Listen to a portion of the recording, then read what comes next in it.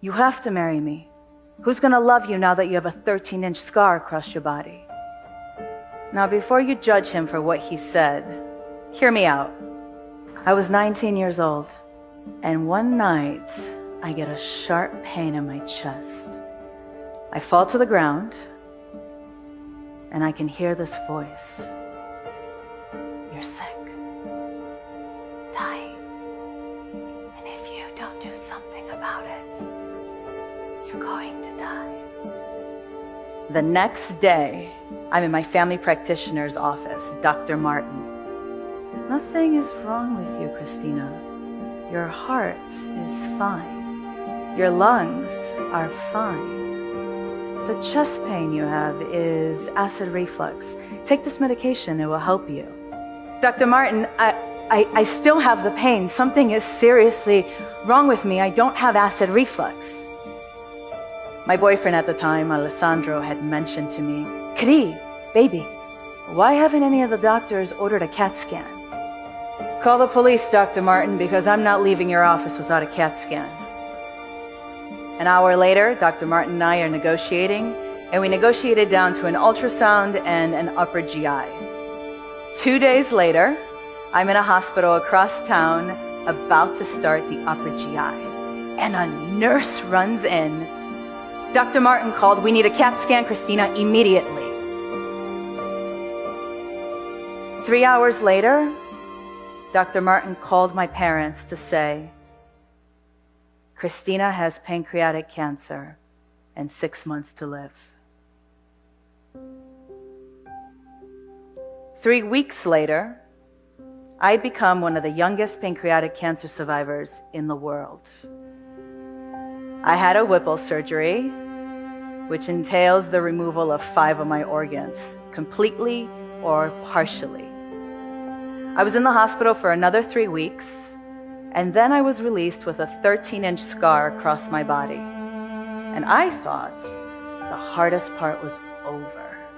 I was in the cutest relationship at the time with Alessandro. I mean, the cutest relationship you can possibly be in at 20 years old. It was pretty difficult for him to watch me face cancer. And he thought the best way of never losing me again was to get married. I'm now 20, having an identity crisis, and I was like, oh, no, not right now. He got upset and scared, and he said, but Kri, you have to marry me. Who's gonna love you now that you have a 13-inch scar across your body? Now, before you judge him for what he said, hear me out, because I agree with you. It's shitty. In that moment, I actually thought about it. Who is going to love me with a 13-inch scar across my body? I left. I didn't leave Alessandro because of what he said. I left Alessandro because a part of me believed what he said, and that scared me. It scared me to see my responsibility and my opinion of myself. So I ran away as fast as I could from the person, the thing that showed me my true self. And here's one of the hardest truths I learned about having scars.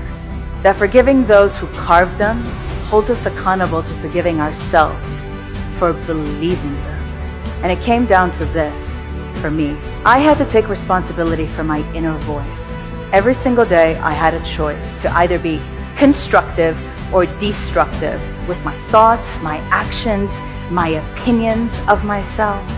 This was all birthed out of one non-negotiable that I had. I didn't want to be the woman who thought her 13-inch scar was ugly. And even though I didn't believe it was ugly 100%, I didn't believe that it wasn't 100%. My 13-inch scar is the sexiest thing about me. And whatever it is that you are ashamed of, it can become the sexiest thing about you. And I'm not saying that what happened to cause this scar is sexy. Ugh, hell no. But who you become because of it, that's sexy. Your soul is sexy.